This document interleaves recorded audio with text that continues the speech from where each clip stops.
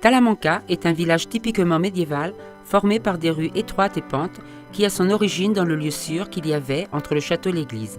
Cet espace non seulement facilita la création du village, sinon qu'au siècle dernier, celui-ci a permis de faire connaître un peu l'histoire de ses habitants. En 1985, lors des travaux de réhabilitation de la place de l'église, une fosse allongée fut localisée avec les restes de cadavres d'une centaine d'individus. Au début, on pensa que les restes pouvaient être des soldats tués lors de la bataille de Talamanca. Mais après l'excavation archéologique que porta à terme l'Université de Barcelone, fut démontré que la majorité des cadavres étaient pour cause des pestes noires qu'il y eut au XIVe et XVe siècle qui provoquèrent de grands dommages à la population. De cette place, et suivant le cimetière qu'il y a juste à côté, on peut arriver jusqu'à la fontaine des Pedretas, petite pierre. Un espace que l'on remarque par le fait que la fontaine est faite avec la coquille qu'il y avait eu à la chaire de l'église. Dans les années 70, la chaire fut enlevée de l'intérieur de l'église et en 1985, la mairie la récupéra pour construire cette fontaine ainsi que le pot qui est juste à la place de l'église.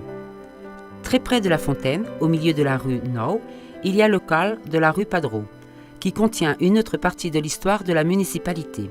Il s'agit d'une cuve, une des nombreuses qui furent créées entre le XVIIIe et le XIXe siècle dans toutes les maisons du village avec l'apogée de la vigne. Dans ce cas, c'est une petite cuve extérieure qui a l'ouverture au niveau de la rue et qui appartient à la maison qu'elle a juste à son côté, Cala Jana. Actuellement, elle est recouverte d'une plateforme en verre qui permet de pouvoir voir son intérieur. La bonde, c'est-à-dire la sortie du liquide, se trouve encore à l'intérieur de la maison. Suivant l'itinéraire dans l'ancien Nucléo, nous arrivons à un autre endroit emblématique, la place de l'Héros de la Creu, aire de la Croix. C'est la partie la plus élevée du village et y est conservée l'ancienne croix du terme du XVIIIe siècle qui, depuis toujours, a été la protagoniste de la fête de la bénédiction du terme qui se célèbre lors de la seconde Pâques pour donner la bienvenue au printemps et au beau temps, tout en demandant d'abondantes récoltes.